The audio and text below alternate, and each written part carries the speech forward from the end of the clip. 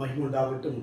நேற்று நாம் தியானித்த வண்ணமாக ஆபிரகாம் தேவனை முழு நிச்சயமாய் நம்பி தேவனை மையப்படுத்தி விசுவாசத்தில் வல்லவனானான். இன்றைக்கு தேவஜனமாகிய நாம் நம்புவதை பிரதிபலிக்க தேவனை மையப்படுத்த வேண்டும், ஸ்தோத்திரத்தினால் மையப்படுத்த வேண்டும். தேவ சமூகத்தில் கடந்து போய் சாட்சி மூலமாய் தேவனை மையப்படுத்த வேண்டும், பாட்டினால் மையப்படுத்த வேண்டும், தேவ பணிகளை அநேக விதங்களில் செய்து தேவனை மையப்படுத்த வேண்டும்.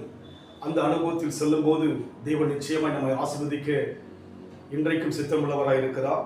இந்த வேளையிலும் கூட ரோமருக்கு எழுதிய நிருபம் 8ஆம் அதிகாரம் 25ஆம் வசனம், நாம் காணாததை நம்பினோமாகில் வருகிறதற்கு பொறுமையோடு கூட காத்திருப்போம். நாம் எப்படி நம்ப வேண்டுமா? காணாததை நம்ப வேண்டும் என்று சொல்லி பார்க்கிறோம். ஆண்டவராய் இயேசு கிறிஸ்து பூமியில் வாழ்ந்தபோது தோமாவிடத்தில் சொல்கிறார், நீ கண்டு விசுவாசிக்கிறாய், காணாமல் விசுவாசிக்கிறவர்கள் பாக்கியவான்கள். அதுபோல் இன்றைக்கு நம் வாழ்க்கையில் கூட கண்டுதான் நம்ப வேண்டும் என்று அல்ல, காணாத போது நம்பி அதற்காக பொறுமையோடு கூட காத்திருக்கிற அனுபவம் தான் நம் வாழ்க்கையிலே தேவ பார்வையில் சிறப்பானது.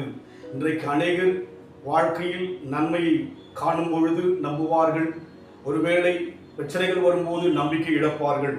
ஆனால் நாம் காணாததை நம்பினோமாயில் அது வருகிறதற்கு பொறுமையோடு காத்திருப்போம். காணாததை நம்புவதுதான் நம்பிக்கை என்று சொல்லி வேதம் சொல்கிறது. தேவன் யாருன்னு சொன்னால் இல்லாததை இருக்கிறதை போல அழைக்கிறவர்.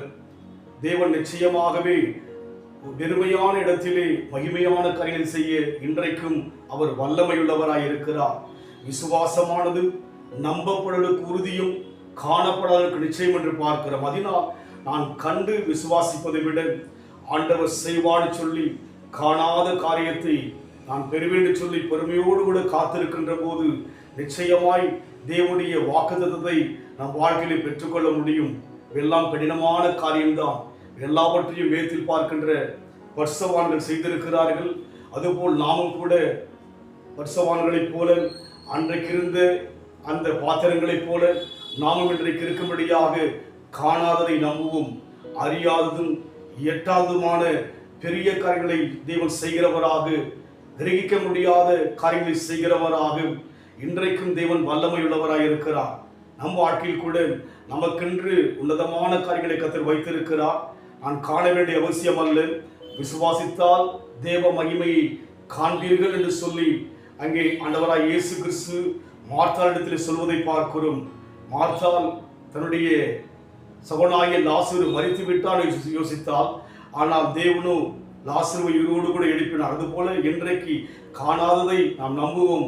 கர்த்தர் இன்றைக்கும் அற்புதம் செய்ய, இன்றைக்கும் அதிசயம் செய்ய தேவன் வல்லமையுள்ளவராய் இருக்கிறார். என்ன துன்பம் வந்தாலும் நான் கலங்கிடவே மாட்டேன். என்னென்ன துன்பம் வந்தாலும் நான் கலங்கிடவே மாட்டேன். யார் என்ன சொன்னாலும், யார் என்ன சொன்னாலும் நான் சோர்ந்து போக மாட்டேன், நான் சோர்ந்து போக மாட்டேன். கிறிஸ்துவுக்குள் வாழ்ந்து எனக்கு எப்போதும் வெற்றி உண்டு. கிறிஸ்துவுக்குள் வாழும் எனக்கு எப்போதும் வெற்றி உண்டு.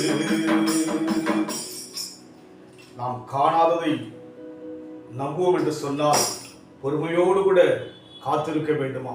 அன்பின் ஆண்டவரே, கிறிஸ்துவுக்குள் வாழ்கிற எங்கள் வாழ்க்கை தோல்விக்கு இடமே இல்லை ஆண்டவரே. வெற்றி உண்டப்பா. நிச்சயமாய் எங்கள் நம்பிக்கைக்கு நல்ல பலன் உண்டு. கர்த்தரை நம்புகிறவன் செழிப்பான். கர்த்தரை நம்பிக்கிற மனுஷன் பாக்கியவான் என்று பார்க்கிறோம் அல்லவா?